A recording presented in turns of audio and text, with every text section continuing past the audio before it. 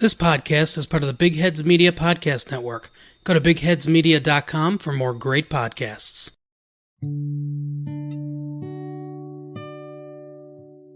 Hello and welcome to episode 61 of Cooking with Grief, the podcast equivalent of a lovely coffee morning, calm and cosy, sharing interesting facts with friends, while you debate whether to get a smoked salmon and cream cheese bagel. Go on, you deserve it. I'm Chris, a lukewarm macchiato that got left out on the side, that's still just about salvageable. But if you like your podcast hosts like you like your coffee, then luckily my co-host is a rich, warm and chocolatey one, combining the earthy notes of Italian beans with fruity and playful Jamaican notes.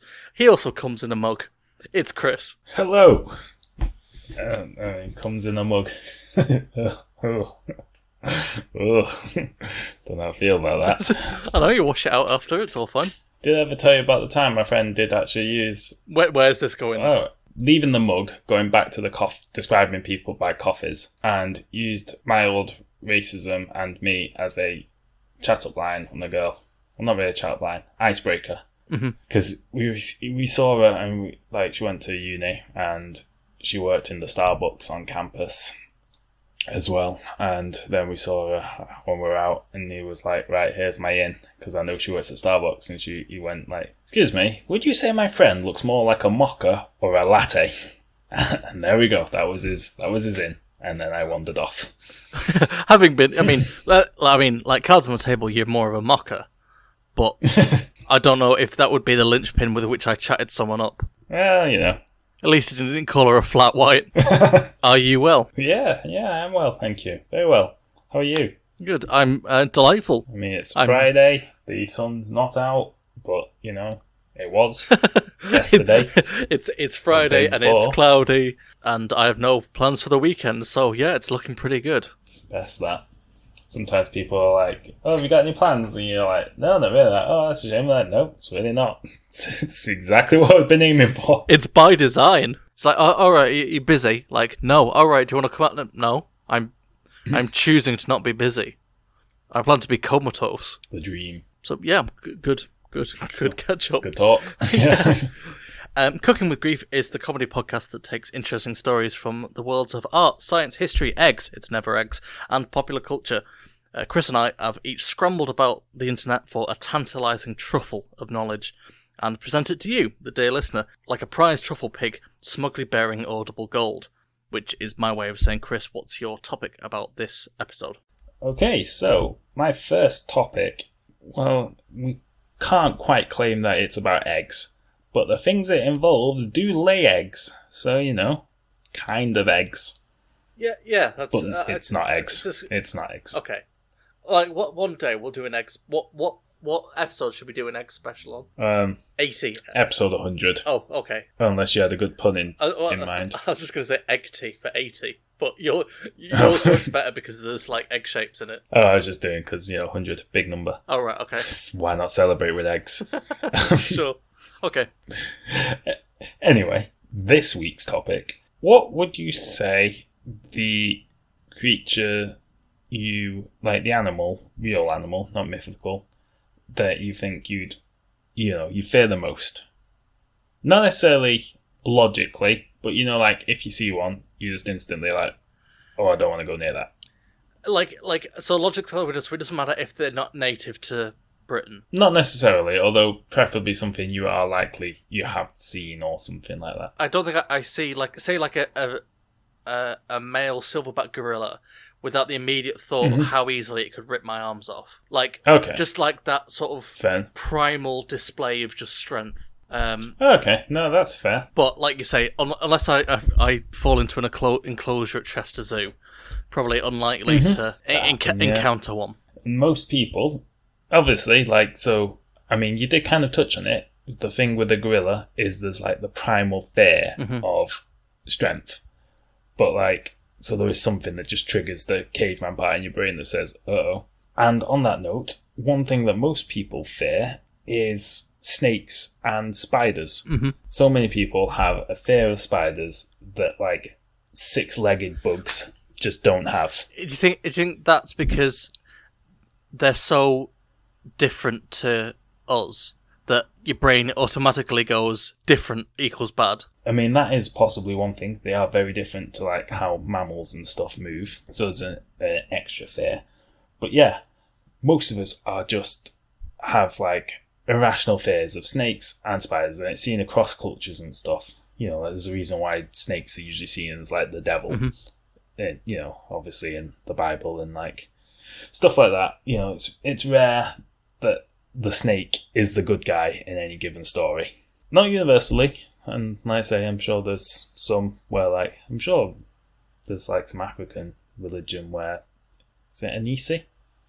It's like a spider. I only know this from American gods, so I don't really know the details. But like, you know, the spider gods but yeah. But anyway, in general, spiders, snakes, fear. And scientists wanted to know, is this an innate reaction? You know, like, why do we seem to fear them? Even ones, like in Britain, obviously, we have no... Well, I mean, we do have adders, but they're very rare. Mm-hmm. So the snakes, and even snakes in general, are very rare. And the ones you do encounter are most likely to be like harmless grass snakes or something. Yeah. Like I say, there are adders, but they're rare enough that you're probably not going to meet one. And like, we don't have any venomous spiders. Yeah. You know, none of them are even that big. None of them are even tarantula size. And yet, you see a spider crawling across your floor, you're like, fuck, get that out of there. Like, I'm weird as well. Like, I don't mind spiders if they stick to their own place. Yeah. Yeah, you know, like, if the spiders are just there in the webs doing their thing, I'm like, you know what? That's your space. You live your life. Yeah, yeah. You have the dark nooks and crannies and you do whatever. When they start crawling, especially if they start going across, like, you know, if you see one on a sofa or in the bed or something, like, you know, somewhere that, you know, it's like, that's my space. Yeah, yeah. You got your spaces, I've got my space, let's just keep things separate and we'll both be happy. Come over into my space, I'm like, you know what? I'm not enjoying this. Yeah, it means war, and war means death. Exactly. So, scientists wanted to research this. So, there were researchers at the Max Planck Institute for Human Cognitive and Brain Sciences in Leipzig, Germany, and the Uppsala University in Sweden. They got together and decided to research this. So they did it the only way scientists know how, which is terrifying babies. I assumed as much, because I suppose you've got to use babies, because if you've got a kid that isn't scared of a spider but then sees a parent or someone else freak out about a spider, then that's tainted. Innate. Yeah. Exactly. So that's why they got 6-month-olds. And it's not nice to call someone's kid tainted. It's usually frowned upon. Yeah. But not always incorrect. So what they did is they got 6-month-olds and they showed them pictures of various things and measured their pupil dilations to check their fear response. What they found was, even though these babies had never, had very limited to no contact with spiders or snakes, they showed a stress reaction when they saw a picture of those, but they didn't if they saw something like a flower or a fish, even if they were like broadly similar patterns. Oh, that's interesting. So say you saw obviously like a spider, like a brightly coloured snake or something, if you showed them flowers of the same thing, it wouldn't give them the same response. So it's just something innate in humanity that... Yeah. And as well, they also showed them animals that we know to be deadly. But so, for example, bears or wolves and other things that are obviously we know to be deadly, but that didn't kick the same innate response.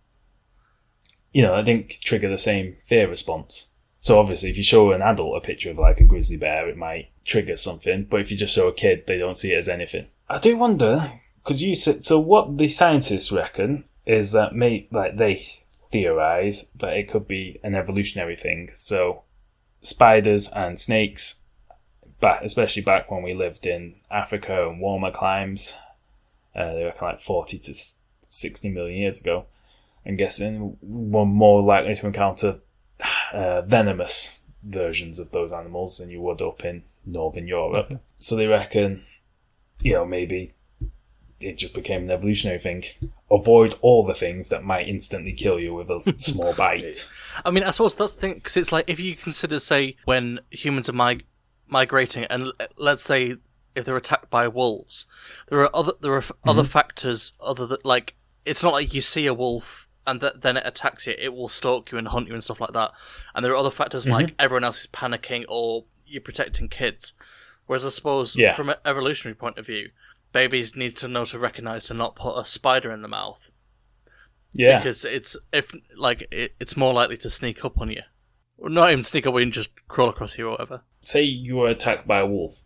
One of you's gonna come out on top. Mm-hmm. And you might get injured, but you might still win. So a wolf might bite your hand. I mean, I don't know. I imagine like a wolf would probably win like 9 times out of 10 against like an early human. But let's just say like this human's got a spear or something like that, and he's well armed.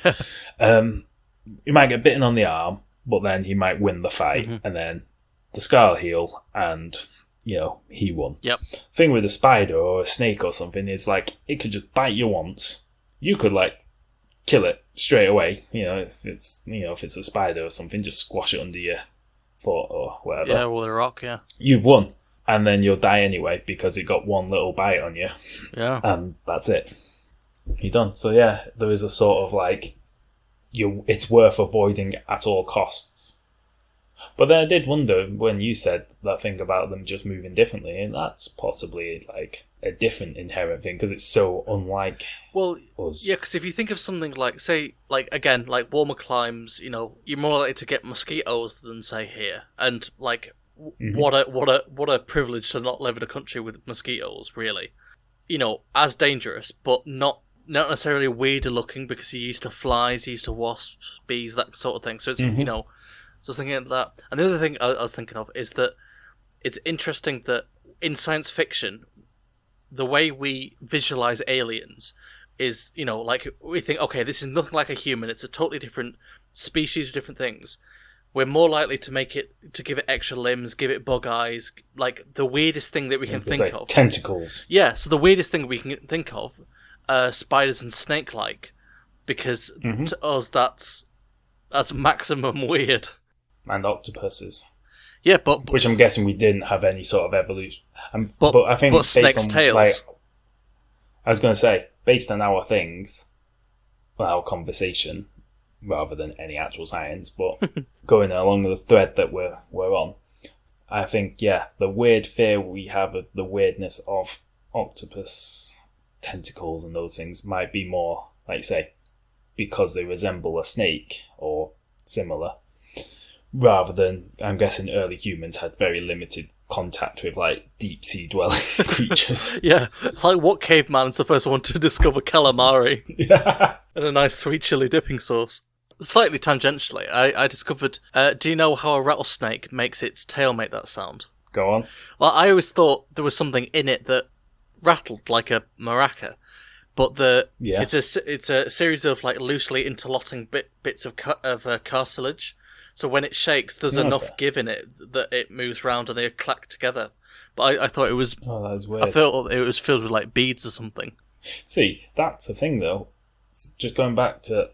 There are some things that, obviously, creatures have all sort of evolved to take as a response, like a fear response. Like a warning sign. Yep.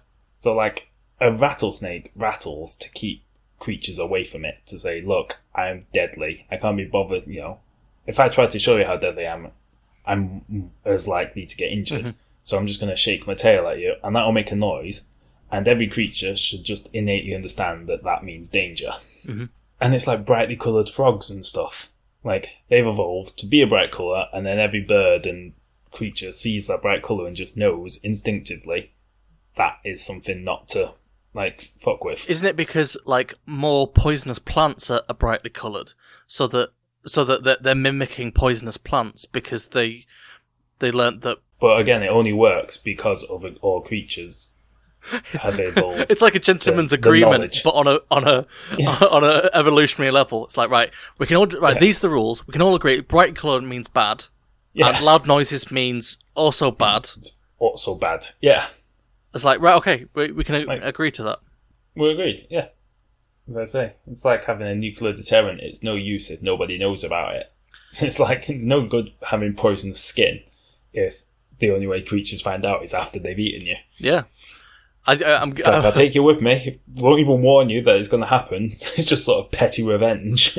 Yeah, I'm guessing that the worm was late to that meeting, and it's like, right, in case, okay, out of spite, I'll be blind and beige.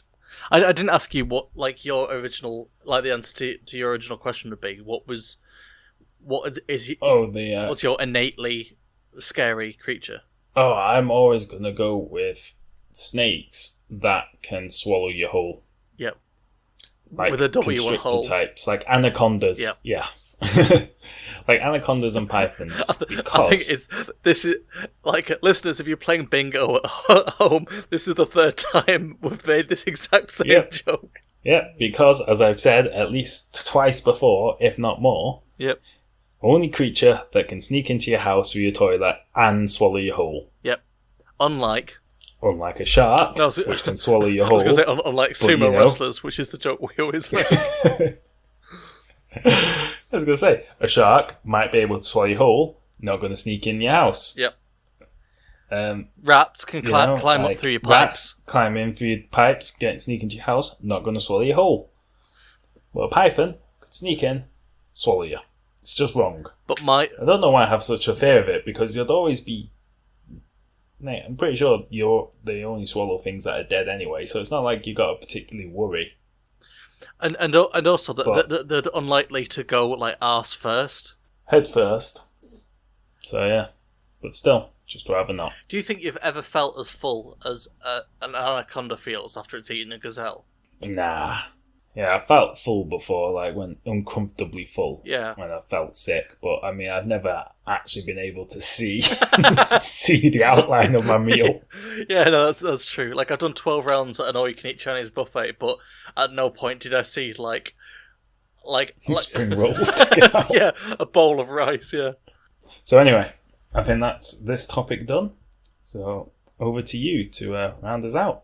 So for my topic, I'm going to talk about ancient Rome, one of our familiar sort of historical stomping grounds, conversation anyway. And when, for a few decades in the 1st century, the Roman Empire was flooded with weird coins that depicted sex acts on them. Oh, smutty coins. Like Blackpool, I imagine. Yeah. I mean, they do smutty cards, but I feel... Isn't it funny, Sorry, I'm derailing the topic straight away, but no, I was just thinking, Derail me. Well, I don't want to now.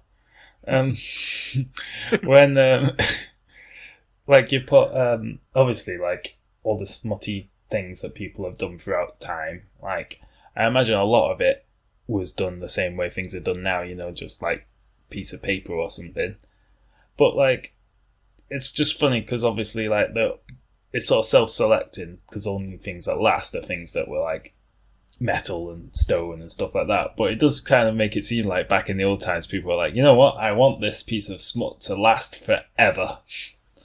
Well, yeah, do you want to just draw it on a piece of card? No.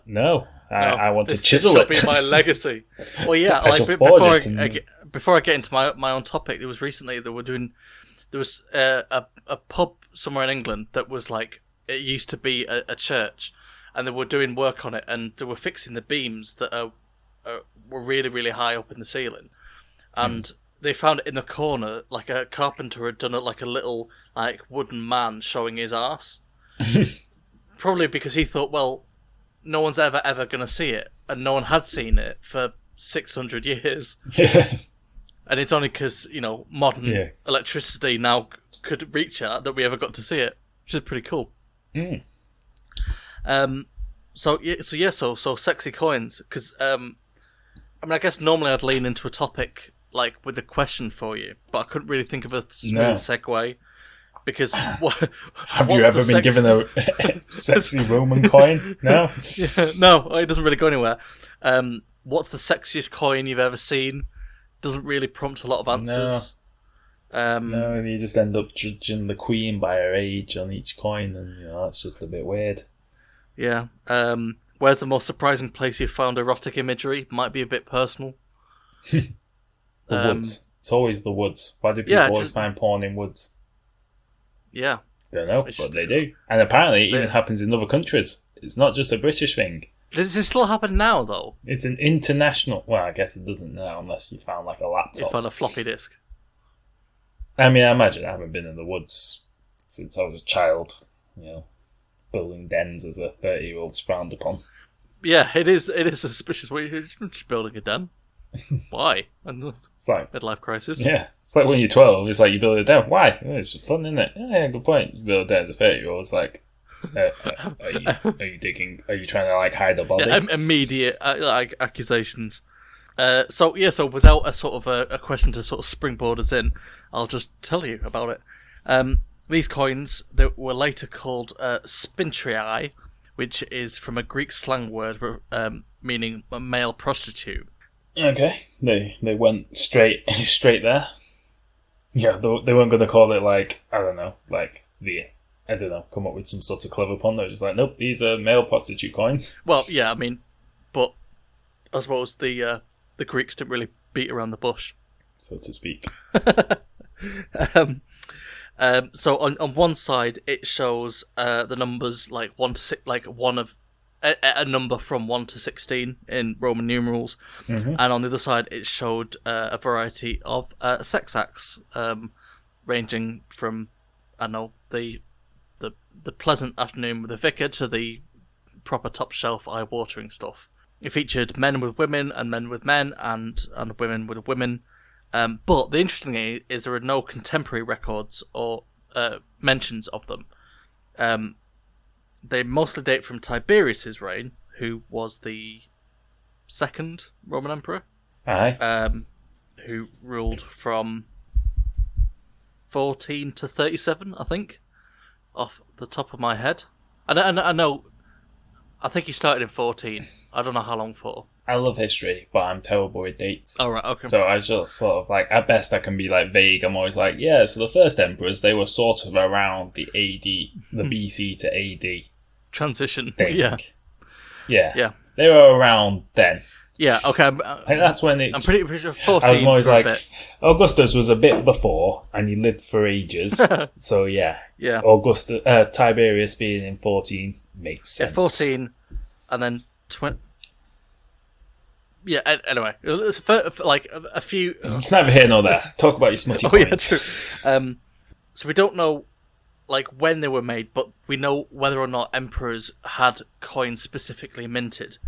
And Tiberius didn't make any coins because he wanted to control inflation, or he was just being humble because Roman emperors, like, known for being super humble. Tiberius was apparently quite a smutty man himself. He had an island. Well, no, he didn't have. There was an island. I think it was Capri, just off the coast of Italy, southern Italy, and he built a palace there. And then, well, the thing is, so it was alleged that, like, towards the end of his reign, he just gave up on ruling, left Rome, moved down south to his palace on an island, sort of Bond villain style, and just engaged in orgies and stuff. Possibly, and then this is it. So not only that, but then there were also accusations, that he was a bit of a pedo as well, and stuff, and had like kids, young, well, I don't know if they're kids or young or teenagers or something. Yeah. But then they also think that might have been a later made up, or at least highly exaggerated, or at least emphasised the worst bits of it, because they think, or some scholars think. Some scholars believe that it was like a reputational hit job on him by like a later emperor to make themselves seem better. Yeah. Sort of like, do you want to go back to the days when emperors, went away to pleasure palaces and, diddled kids? The age of the nonce is over. No, you want things to be with me where, sure, I'm crucifying all my enemies, but, at least I'm not a nonce. Relative for the time. Like, noncery fluctuates between time, but it was all bad. That's true.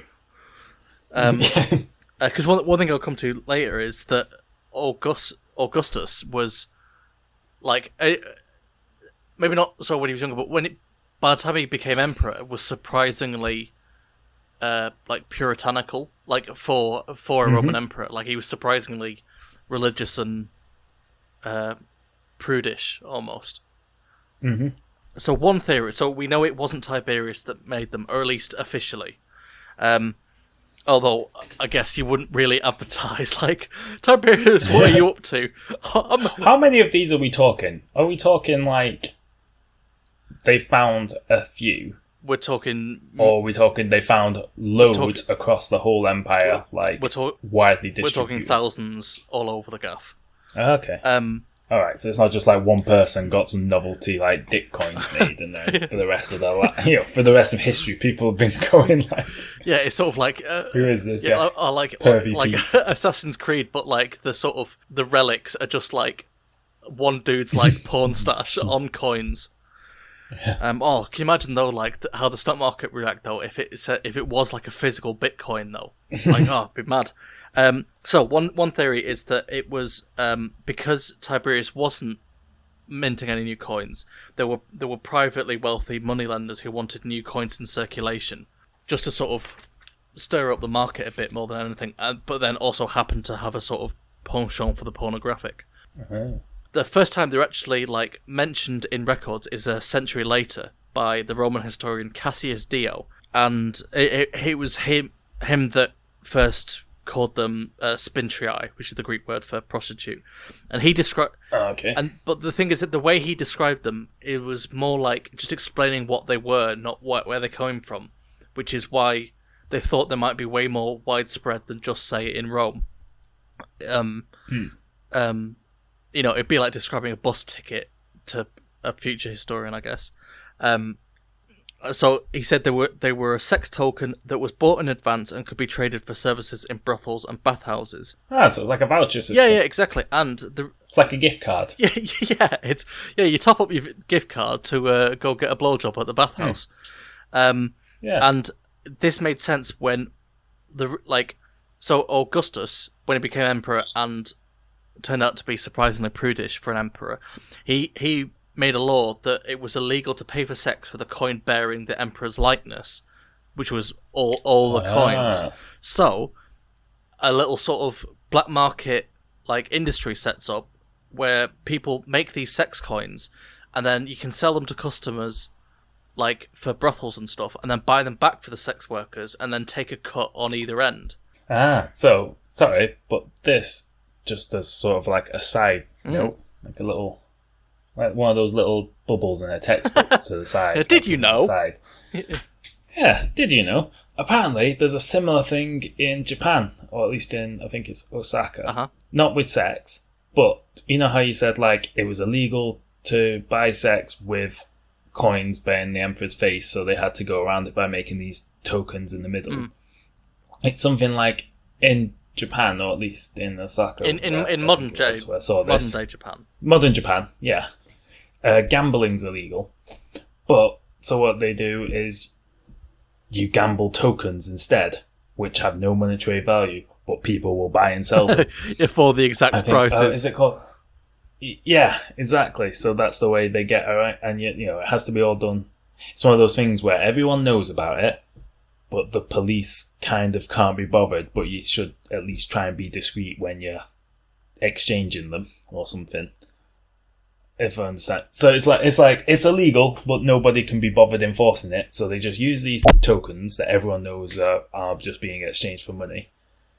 And yeah, so it just sounds like one of those similar loophole things. Well, like humanity loves a loophole, but isn't it? It's not really that far off from what actual money is, which is basically a paper IOU. Yeah, saying, look, like, Big Liz absolutely confirms that.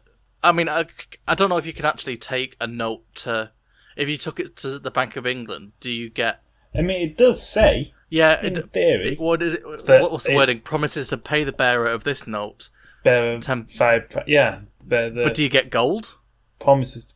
Well, I don't know. Do you get what actual money is? Thrown out. This is just like your local branch of Barclays. Fuck off. Yeah, because in theory, that's what underpins everything. Is that you will be paid the bearer the sum of £5 or whatever. Yeah, which I suppose in like future apocalyptic times is money just instantly becomes worthless. So that's why we have to trade in bottle caps or like an actual valuable resource like water in. Or sex coins. Yeah, or in sex coins, yeah. So that's sort of really... that's all I've got it in terms of like the history of it. I just thought it was... Oh, so they don't really know any... Yeah. Well, that's they're not 100%. It's just that it's the way that... The fact that Cassius talks about it, like... He wrote a lot about just ordinary Roman life as opposed to being like, I've discovered these new things, like we've unearthed these like things from a century ago. It was more like contemporary ordinary life. Like, oh yeah, Jim just I spoke to my neighbour Jim. He bought 2 of these sex tokens and headed down to the bathhouse, and then I talked to him about politics for a really long time. And it's brought up so casually that it's accepted as part of a normal way of life, and because they've been found all over. Mm-hmm. But I just wonder if you collected the full 16, like, did you get like a super orgy? Yeah, like a hand job off 2 people. We've said this before, like on this podcast. The Romans, especially like amongst like conservative people and racists, saying in this particular case, there's like the racist who want to harken back to some imagined, weirdly white international Roman Empire, seemingly forgetting where the Mediterranean is. Yeah, and then also just those types of people, think of like the great institutions that Rome had, and all that. They always harken back to this, like, oh yes, the Romans, they were, they might talk about Roman orgies in the fall, all that decadence as being part of the fall, and like, yeah, that's when Rome fell. But like, when they talk about Rome at its height, it's always this sort of like, so very, there were marble busts everywhere, and it was all proper, and people were, it's like, and then the archaeologists like, nope. There was dick graffiti everywhere. Yeah. They were brightly coloured giants, and brightly coloured. And then the Victorians like got rid of all the colour. Yeah, and they're just like, and it's just like ancient Rome, dicks everywhere, boobs everywhere. Just, well, it's like you say, like Augustus or whatever was like quite conservative and was very, the family dynamic and all that. But like even so, there was a lot of bawdiness. As the graffiti, like some of the graffiti they found in Pompeii as well. It's so weird that you bring that up. So some of them are literally just dicks on the wall. Yeah. So like, go on. I genuinely read a thing. It was like a compilation of all someone's favorite graffiti from Pompeii that I was thinking about doing for a topic for this very episode. Yeah. But I didn't think it'd justify a full topic. And one of them says, on April 19th, I made bread. My favourite one is just one that says, like, he's just got these 2 guys' names. It just says, let it be known that me and whoever are good friends. Yeah. It's just like, some guy was just like, and I think it was in a pub as well. Oh, yeah. So they were probably I've got it here. We 2 dear men, friends forever, were here. If you want to know our names, they are Gaius and Aulus. Yeah, they just must have been like 2 drunk lads. Yeah. Whatever, and just been like, you got to the stage of the night where like, you know what? You're a proper pal. Yeah. I fucking love you, man. People say it, but you are a proper pal. I'm like, you know what? Let's write this down. It's just like, because we are best friends forever. Lads. Stuff like, and then there's like another one where it's like just something about somebody having like a massive knob or something like that. Yeah, and like, of course. Oh, and there's one where it was in Mary Beard's book. And there's like some pictures of apparently in some, I think it's Pompeii again, and like in the toilets, there's like paintings of like, so I think they're like philosophers, like ancient Greek philosophers or something. Like some people who were like, I can't remember exactly now, but they were like famous. Mm-hmm. Like, because obviously, say like Socrates or whatever, by the time the Romans, by the time Pompeii got wiped out, Socrates was like 500 years in the past. Mm-hmm. But, like plenty of time for. So the paintings of like some philosophers, but then underneath was just their advice on how to have a good shit. Yeah. Like, so it wasn't Socrates, but like just because I can't remember who it was, let's just say it was a painting of Socrates, and then underneath it says like Socrates says that if you want to have a good shit, you should rub your belly. Which it's like if you go to a urinal at a pub and there's like a funny thing for you to read while you have a piss. It's like exactly. humanity. Like, so my two favourite from this list is one that says, "If anyone does not believe in Venus, they should gaze at my girlfriend," which nice. I mean it's no different to like scrolled into the back of a seat on a bus and it says like Mike loves Chantal or whatever.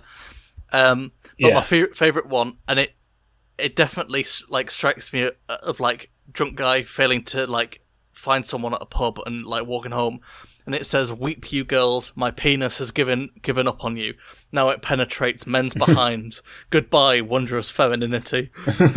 and it's and like you say, like it's the idea that there's a certain completely fake cultivated image of ancient Rome, like and same with the Spartans. Like at no point in these like sort of neo-Nazi sort of like wet Roman dreams is the part where men are washing each other's hair and anointing each other with oil and reading poetry to each other and then bumming little kids. Yeah, they always leave that bit out.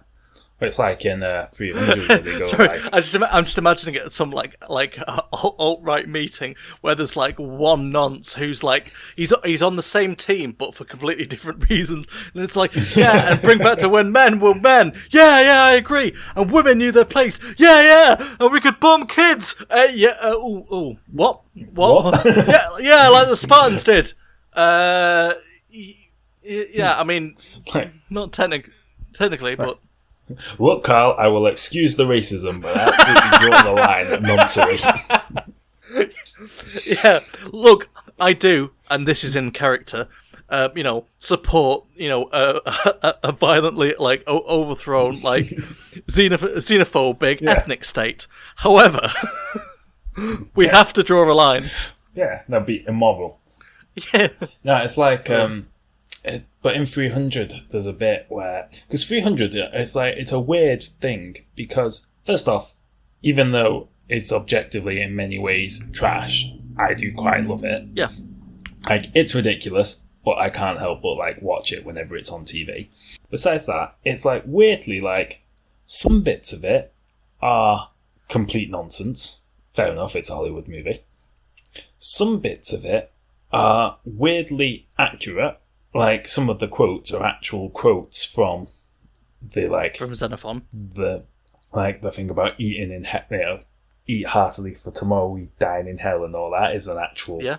Obviously, in Greek, but, it's set in the thing about fighting in the shade and all that. Like, a lot of it was actually, like, somewhat weirdly accurate. And even a lot of it, if you take it... Because obviously the story is being told from the perspective of, like, a guy giving a speech to people before a battle...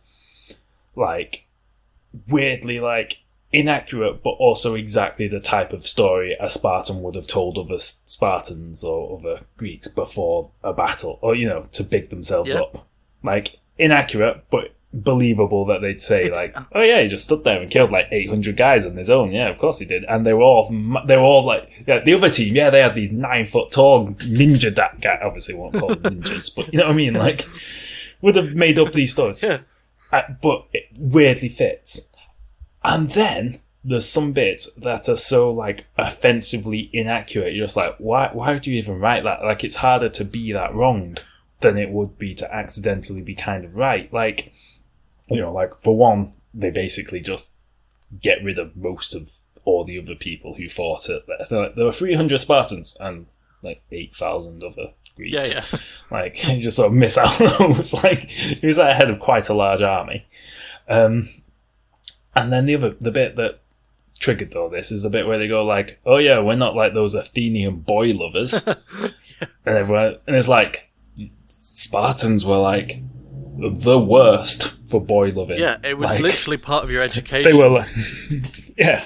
And even like between the adults, like super gay. And then also, like you say, the training bit. Yeah, you took a wife to like have children, whatever, but you fell in love with your fellow soldiers, and you had they were your shield brothers who you would also kiss passionately with tongue.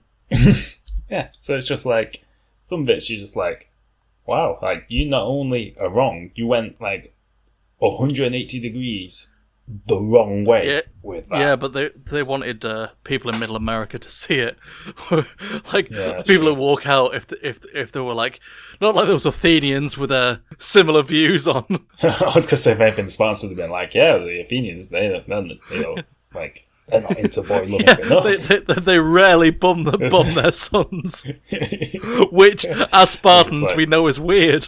People trying to like ascribe modern views on ancient cultures is sort of one of those things where it's like, you're never gonna like, you're just never gonna get like a good one-to-one sort of trans. It's like ancient Athenian democracy. Everyone's like, it must have been wonderful. They came up with democracy, and they were like, yeah, for men who owned property, who were not slaves, who owned property above a certain value. within this very specific area of Athens. Yep. Yeah, and it's like, yeah, very egalitarian for like a couple of hundred people, for 6 dudes, a couple of hundred rich who men. made the rules. Yeah.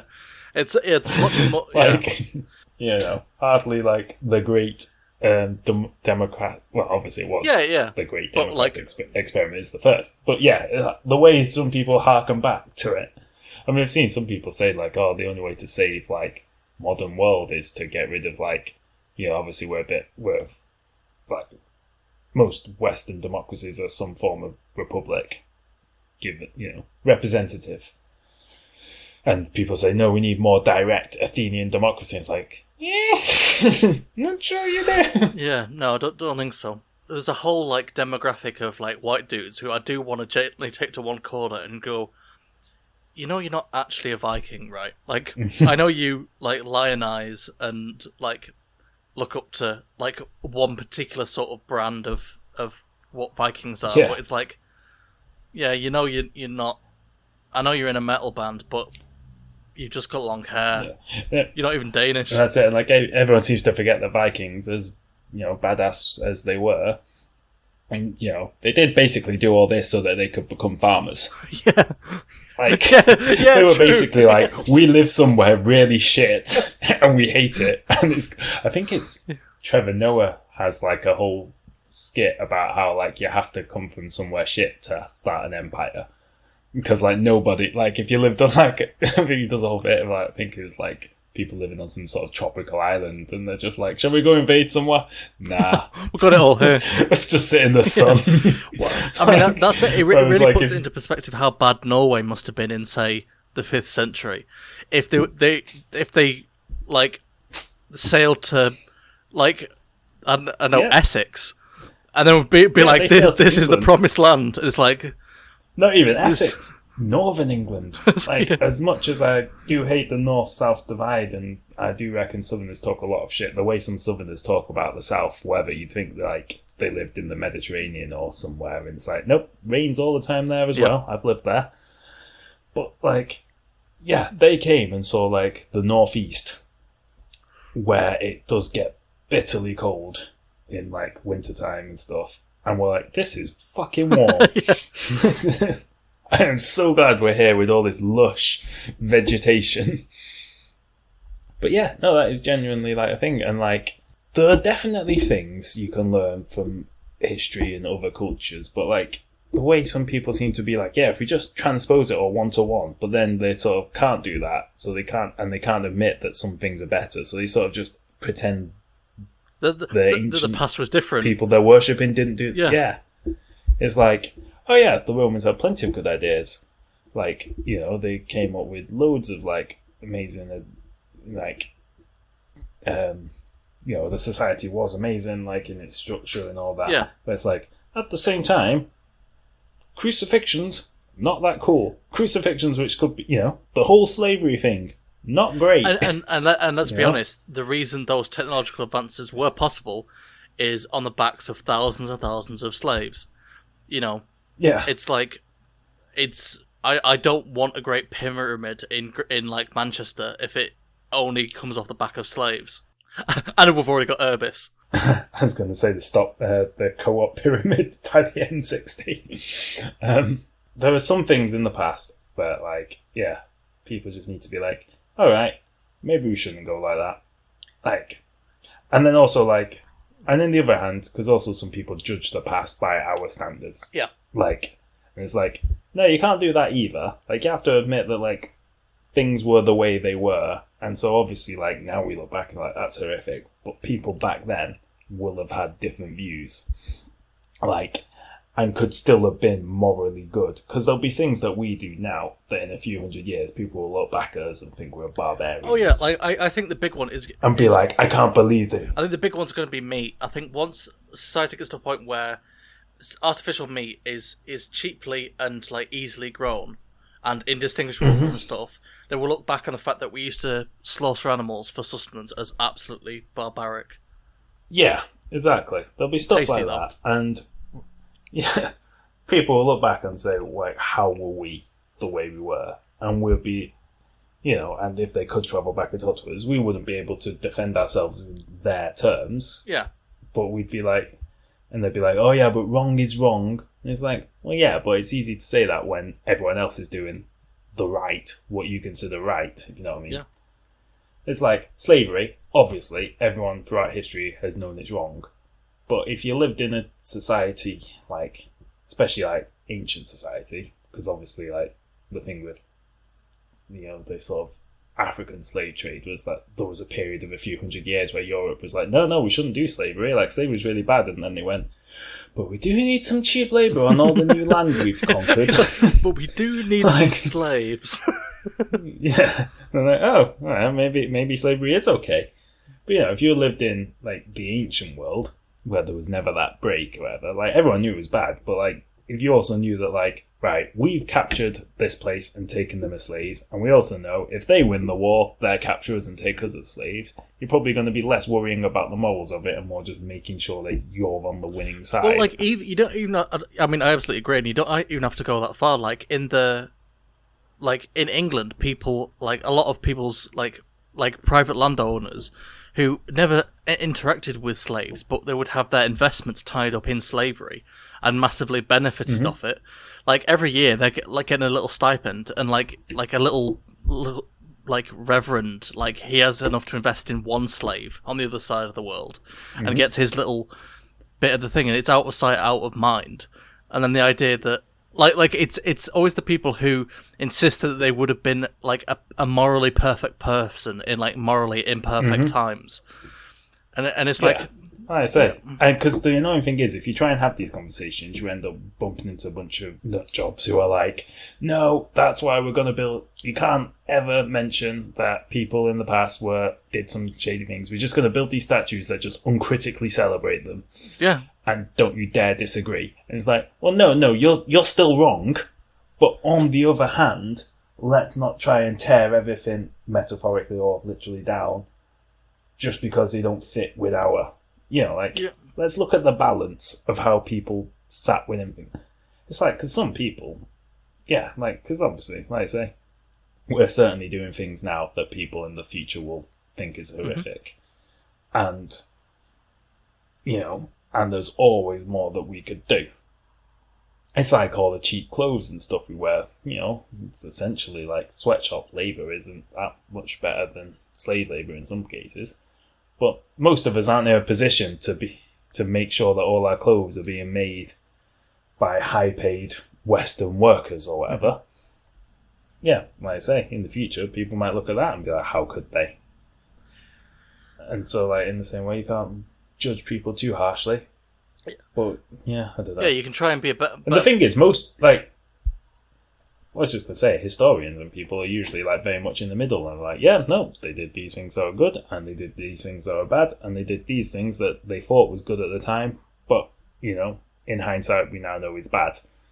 And then you just have idiots on TV who feel the need to argue loudly, one way or the other, or TV or in government. It's like Winston Churchill. I mean, I know we've gone massively off topic here, but like Winston Churchill, like this week the news was about how, all the headlines I saw were about woke CEO trying to, of the Winston Churchill Foundation, is or Winston Churchill Society, trying to erase him because he's racist. And then it turns out that rather than erase him, they've just changed the name from the Winston Churchill Society to the Churchill Foundation. And they've added a disclaimer. Oh, and it's run by his grandson. Mm-hmm.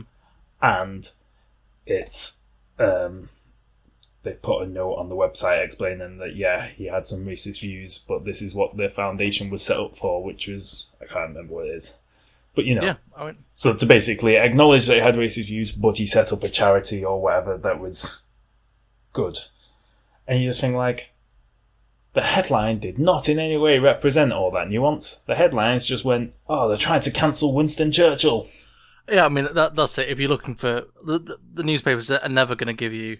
Particularly like the Murdoch-owned media. They only want you to be angry. And feed into this so-called culture war. Yeah, I mean, that's it. Like, on the one hand, he was probably... He was a great wartime prime minister. On the other hand, he committed genocide in India. It's all mad. So here's a podcast. I mean, what's interesting is that, like, my sort of through line for, like, the intro and the outro is, like, this podcast is, like, the equivalent of, like, a nice, cozy coffee morning. But it's much more like a sort of slightly too intense student house party where two people start arguing loudly about... Not even arguing, just talking about politics, and other people are trying to have fun. Except that we're the only two at this party, so I'm not quite sure... We are everybody in this party, doing all the voices, and playing all the parts of the person having the conversation and the person annoyed by the conversation. Yeah, and like, to get around copyright laws, then we're also, like, doing, like, our own covers of the music in the background. So yes, that's Rude Coins. Yeah, well, I think that's the episode. Are we just going straight into the outro? Yeah, I think we might as well. Yeah, that's fair enough. I think it would. It's totally inconsistent to do the whole like coffee morning spiel I had prepared. So I'll just say thank you for listening to this episode of Cooking with Grief. You can follow us on Twitter at Cooking with Grief with no G on cooking, because it's just how we roll. And if you want to support the podcast, then you can leave us a review on iTunes or wherever you listen to your podcast, because it really helps. It bumps us up the charts. It makes the podcast more visible to other people. Puts us in, like, the, if you listen to this, you might like this sort of sections, and more people get to listen to it, and we get to do more episodes, which is just great for everyone. Mostly us. Mostly us, but, it's a collaborative process between creator and consumer, and we want you to be personally invested in our growth as content creators and want to see us succeed. I have no idea what I'm... when you just carry on talking, you're like, I'm literally boring myself. So, I'll wrap it up there. Thank you for listening. I've been Chris. Goodbye. I've also been Chris, and also goodbye. And that is us done. Boom. Smooth. In the can. Like a can of smooth peanut butter. Yes. I think that's what the phrase in the can traditionally refers to. Yeah. Peanut butter. Yeah, carbonated peanut butter to sip on. That's disgusting. Yeah, we'll talk about racism for 40 minutes, but we draw the line at fizzy peanut butter. We do. Yeah. We do indeed. I mean, we literally have. Goodbye. Bye.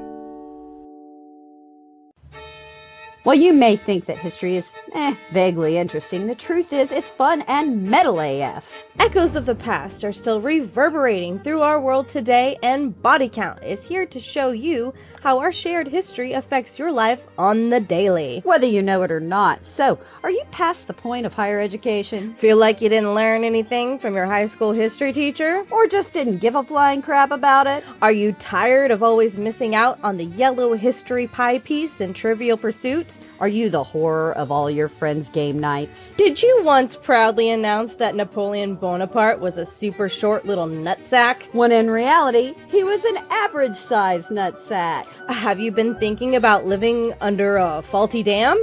Or perhaps an active volcano? Well, we have good news. It's not too late for you or your homeowner's insurance. Come on over and listen to Body Count, the podcast that explores death and disaster through the ages with only one rule. Someone, or usually a lot of someones, Dies! Because history doesn't repeat itself, it rhymes. A proud member of the MSE Podcast Network.